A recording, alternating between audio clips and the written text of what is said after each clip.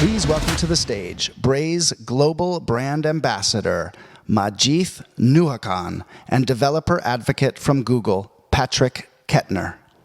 Good morning. Good morning. Awesome, love it. My name is Majid Nuhakan. I'm the evangelist at Braze, and not many people really know what an evangelist does. So just to keep it short, and in regards to what I do, it's very similar like what Jesus Christ did for Christianity, creating awareness and visibility for the platform. The only difference here is though that I'm Indian and I get paid to do this. As I was growing up in a small town in India, I still remember I was 16 years old when I got my first email address. And every time I had to check my email, I had to go to an internet cafe, waited in queue, because we had only one internet cafe. And as a 16-year-old growing up in India, you could imagine the volume of emails that I was receiving. It was close to zero, because I had only 3 friends, and 2 of them didn't know what an email was. A true story, by the way. But fast forward 20 years, inboxes are everywhere. But at the same time, email itself hasn't changed until last year when Google announced AMP for email, the most powerful tool to create more engaging, interactive, and actionable email experiences inside an email. So what is AMP for email, and how can we drive marketing innovation with that? To answer that question, we have brought in Patrick, developer advocate at Google, who's going to walk us through a presentation for the first 10 minutes, and then we will dive into questions. So Patrick, everyone. Thank you. Cool. Hi. Good morning. Hey, but there you go. As was mentioned, my name is Patrick Kettner. Too fast. And I am a developer advocate at Google. I specialize in AMP for email. It's kind of been my life for the last year. But it's not been the short. I've been involved with email for a very long time. It's been a big part of my life. I, too, was around 16 when I got my first email. But I was more actionable in getting email. I signed up for literally everything. I signed up for like my local news forecast every single day just because I wanted numbers. I wanted more stuff all the time. And I'm not alone in that. There's tons of things that people get from email every day. I mean, everyone here knows you get notifications for work, for social networks. We get receipts or recommendations from businesses. We get surveys. We get promotions. We get, of course, the occasional email from actual people. And these are all things that I think has become central to a lot of people's lives. And certainly to mine. I just passed the 150 gigabyte mark for my personal email archive of my life. And I'm not the only one that is kind of obsessed with their email. Gmail users, as of last year, there's over 1.5 billion of them. It's a lot. And keep in mind, this is just Gmail, not email. So there's tons more on other platforms. And of those people, over 280 billion emails were sent every single day. That's trillions a week. I mean, email is something that is central to everyone's lives. And again, I'm preaching to the choir, I know. And it's funny to think about how just that long ago, like I get calls from my grandfather or whatever, he went through World War II, and he's talking about how he still doesn't have an email, and he doesn't understand why people would need it or things like that. I tell him it's really central to my life, and I'm trying to explain to him how things have evolved over time.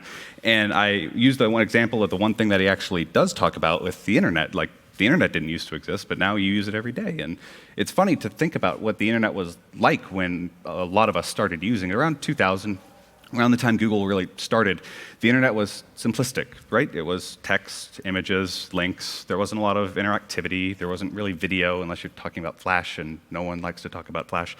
And over time, we had these incredible experiences, right? I mean, this is Google Sheets. It's a boring image, but it's a phenomenal online tool, right? Like, you have the entire spreadsheet process inside of a single web browser. You can emulate entire operating systems inside of the web browser today. You can basically do everything inside of the web in less than 20 years. That's a pretty phenomenal acceleration of technology, which is why it gets kind of funny when we look back to email. 20 years ago, it was a lot like HTML on the web. You know, we had images, we had some colored text, etc. And over 20 years, we have the same thing. Nothing's really evolved there. And it's weird if you think about it, because if you think about major tech companies making web browsers, and they also usually have email. I mean, Gmail, Outlook, etc. And so it's struck my team as odd that email is such a central part in all of our lives, but at the same time, the web has evolved this huge performance and interactivities and all these different features on the web, but email really felt left behind. And so we really wanted to change that. We felt like there was a missing part of the market here. And that's why my team decided to create AMP for Email. AMP for Email is something I'm hoping most of the people here have heard about before. The name is a little bit odd. If you're unfamiliar with it, it actually is because it comes from the AMP library. This is a JavaScript library that started with some Google engineers a number of years ago. It's now a part of the OpenJS Foundation, which basically just means it's not just Google that controls it. We have to go through other companies and other people in order to make sure that it's the best thing for the web in general, not just like Google's specific interests. And essentially, if you ever go to a search engine and you look up like a news story, that carousel that's at the top, that's usually powered by AMP. That same type of JavaScript is what we're using to power emails today. The reason why we do that is because we know it is secure, we know it's fast, and we know that users generally have a much better time using that sort of a platform based off of the metrics that us and other partners of ours have. So we decided to go to that to actually modernize our email. We wanted to bring these engaging experiences to email, stuff from the modern web. We wanted to be able to fetch up-to-date information so that we can actually have stuff at the time that people open their emails as opposed to when you send the email. And I think most importantly, allow users to take action. We actually enable things like surveys or form uploads or cart checkouts, all kinds of really phenomenal instances. I'll give a couple of quick examples, but I want to start with the simplest because I think it's one of the most common requests that we get from our partners that we're working with. This is an email that we sent out back at Google I/O earlier this year in California, where we basically just had a survey at the bottom. We wanted to know what did the attendees think of it. It's the little area down there if you can't see. And once you selected whether or not you thought it was okay or great or whatever, it automatically opened up this pop-up down below. It's a little text field where you can give actual information. And then once that's done, we can send feedback. Just a button goes back to a database, and our people that run the event can go over it and look for trends and get all that sorts of information. It's pretty straightforward, but it is really amazing to do all that without having to leave your email, right? You understand, anybody that's ever looked at acquisition funnels or anything like that knows that every single time you have to click a link, you have to change processes or cognitive modes, you're going to lose a lot of people. So having those kinds of steps inside of the single window that people are already looking at is really, really impactful. And again, before I dive into more examples, I'd like to highlight that this is not just available in Gmail. Outlook has launched their public beta, and Mail.ru has been launched for quite some time. We have a number of partners with Verizon, Yahoo, Yahoo Japan, Rakuten, and other companies that will be launching in the future. Basically, all major email providers are either already supporting this or will be in the future. That's why we're really excited to start looking at partners and looking at external companies to see what people can do to really modernize the experience that users come to expect in their emails. Now, of course, it's Google. We started with ourselves. We wanted to make sure that the product worked well. And so we had a perfect use case, in our opinion, with Google Docs. We have this concept of comments inside of Google Docs. And so every time that you want to get a comment, everyone that's on it will get an email. And when they get that email, they have the ability to directly reply, resolve, comment, commit, whatever, inside of that email. That feature alone had a 500% increase on comment replies inside of Google Docs. And it's already downstreaming into product innovations and product changes that wouldn't have occurred because people would have missed those conversations. One of my favorite things about this is that let's say I get an email for a product change, or sorry, for a comment rather, on a product, and before I'm able to open it, one of my partners replies to it, and then another person replies, another person replies. I'm not getting multiple emails every single time that occurs. I get the one email that can have all of those replies in line. You know, it's something where I get the most up-to-date information directly on the one thing that I want to be actionable about. It really makes me feel up-to-date. Now, something that isn't Google-owned, that actually launched a really compelling example, is Pinterest. Pinterest had this great feature where they wanted people to be able to add images to their pin boards, but they didn't necessarily want them to launch multiple browser processes. So within their email, they're actually able to select and pin individual images directly from their email. It's really, really compelling. They saw great user acquisition numbers and great increases in the use case, in the users using of this feature. Indeed, another one of the great examples, they're a job site effectively, and what they did was they actually have their top their top listings inside of their email are their most up-to-date information. And by most up-to-date, I am not exaggerating. They literally live load that content the moment you open that email. So if they send you an email and all the jobs that are listed currently are filled, if they have more job listings later on in the day when you open it, it will be there. It'll be the most up to date. As a result, they had a 200% increase on job click-through rates, and they had a great increase in the number of jobs that are actually fulfilled through their dynamic mails and their AMP for emails. It's really, really cool. Oyo, something that if you're from India and possibly from London, you might be aware of. It's a travel recommendation site. They integrated with AMP for email earlier in the year, and they had these really wonderful visual carousel experiences where you can click through, see see information about the content inside of the email, and then directly book experiences right there. And they saw a 57% CTR increase. Now, frankly, that's shocking, and that was something we actually had to double-check our metrics multiple times because it's really unusual to see a 2-digit CTR increase, let alone 57%. And more importantly, a 60% higher conversion rate. Those are astronomical numbers and something that has honestly been consistent across the board. If anyone here knows someone that has integrated with Dynamic Mail, AMP for email, talk to them because they will have similar numbers. We know because we're talking to them. You know, it's something that is really changing the way of what people expect from their email and what type of experiences they can have in their email if you put the correct and up-to-date information directly in front of you. Now, as I mentioned earlier, this is something that is available today. You can go to g.co/dev/amp email if you want to find out how to actually implement or run these types of things. Otherwise, I will happily discuss how we might be able to leverage Braze for that sort of a thing. All right, thank you very much. Thank you very much, Patrick, for the presentation. Yeah.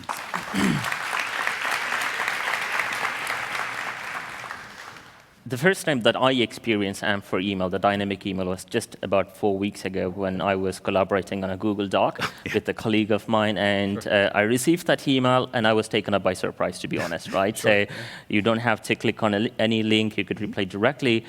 So when people would experience this, when consumer would experience this sort of dynamic email, is there any plans to onboard them in a much more smoother way? To make users aware. Exactly, yeah. Sure. That was actually a huge concern of ours going into it. When you move the cheese, effectively, like you change email, that's a pretty fundamental change to a lot of people's lives. And so we were really happily surprised that when you build the types of interactive emails we've shown here that are kind of intuitive and follow the principles that we have on the web and on apps and things like that, people don't need a lot of training. They just kind of intuitively understand there's a text box and a button. Oh, I type and I hit that button and it works.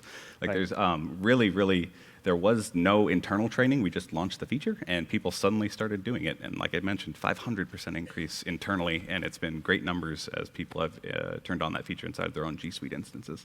Wow, awesome. So the second part that I wanted to dive a bit deeper into, you were showing the example from Oyo. So having this tremendous number of click-through rate. So when you think about email, right, so the conventional engagement metric, so you click on an email, you open it, so that's measured in a different way. But when you talk about dynamic email with so much possibilities and interactivity within an email, how can you track those behaviors? So for example, I could just hover over a carousel image. So how is it being tracked, if you could elaborate a bit on that? Absolutely. Well, today there's not a ton of analytics that you can get out of it. It is something, though, that we know is valuable, and so we actually have a public proposal for bringing this thing called AMP Analytics.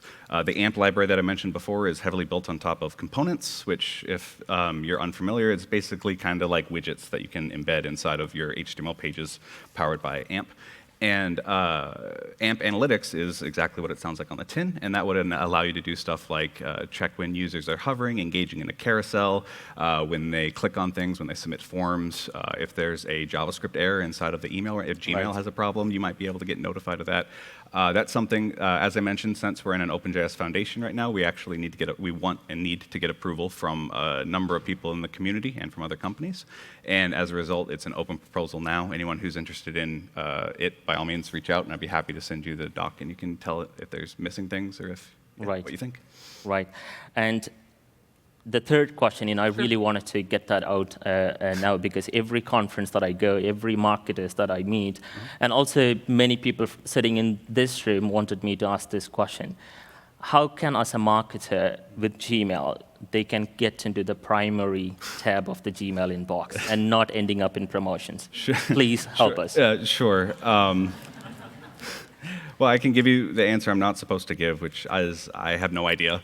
That's completely outside of my team. No, the one nice thing, though, that we have noticed, and I can share, is that those engagement rates that I mentioned are true across the board. It's not dropping because people are in the promotions tab, Right. and it's not dropping when they're not in whatever tab they're in. Those numbers are consistent. These gains are really, really huge as people find it really compelling. Right. And yeah.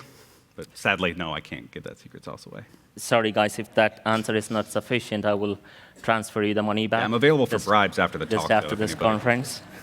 So Braze is a platform, right? So Yes. personalization and humanization is one of the core mission on how we operate on a day-to-day basis, right? So when you talk about interactive email, so there is more of a content that can be pushed to provide relevant recommendations Yeah. to the users, right? So what advice do you give to our customers and guests here so when they go back, what can they think about in terms of immediately implementing, which will elevate their customer engagement on a more human level? Sure, absolutely. I mean, I think one thing that Braze has really why Braze has been so impactful is because of the hyper-personalization that Right. they can offer. But more importantly, I think the real-time data, real-time information. We can get stuff like you can imagine if you're an e-commerce site, you could get something where you get a outfit of the day that could be modeled directly after outfits they purchased earlier in that day, even though you send the email a week before.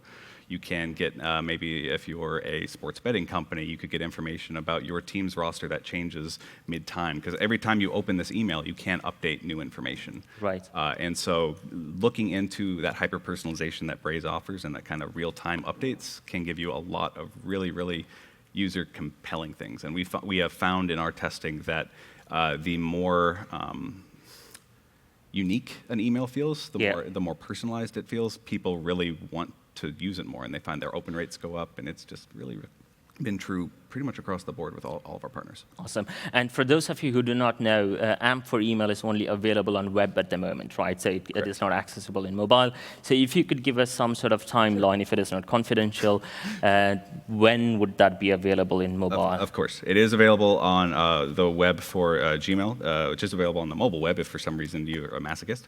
But it's something that we're hoping to release before the end of the year. We just want to make sure that we really think that this is kind of redefining what email will be moving forward as a company and as our peers at other companies. And we really want to make it right. We don't want to burn the experience for our users. And so we want to make sure that every I is dotted and every T is crossed, or whatever that phrase is, before we present it to the world. Okay. So before I jump into the next part of the questions, so AMP is a very new thing. Not many people know, not many companies know. So in terms of timeline, when do you think that when do you think it will become a norm, right? Sure. So when you talk about email, it's not static, it's dynamic. Right, sure. Well, AMP itself is actually nearly a half a decade old. It's pretty aged at this point as far as the web goes. And AMP for email is, I think, 2.5 years since we started working on it. And frankly, if users ever know about the word AMP, I would probably consider that a failure, and much in the way that no one cares what your MIME types you're using or anything like that. They just want an experience that works great, right? And so I personally hope that the faster we can get interactive emails that are actually useful to users, the faster you can do it, the better. Right. Happy to onboard anyone here if you want to reach out to me afterwards. But it's something that I think Google as a company and our partners at Microsoft, at Yahoo, and Verizon, Mail.ru, everyone else really kind of feels like this is sort of just the way things are going to go. It's really, really phenomenal how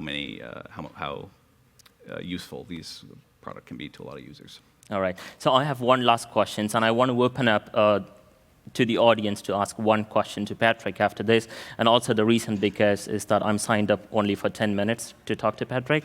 So the last question is around security, right? So when emails become interactive, so there is a high chance that spam becomes intelligent too. Absolutely. Right? So when you receive emails from untrusted and unknown sources, do you have anything already in plan on how to avoid these kind of security and privacy issues? Oh, absolutely. Some of the most frustrating people I talk with are the people that make those decisions at Google. I would launch a lot more features if I didn't have to go through them. But luckily, they are protecting users and they're doing stuff. We actually have I don't think I can number them, but quite a few different things that we track for spam purposes, different features that we look at in messages.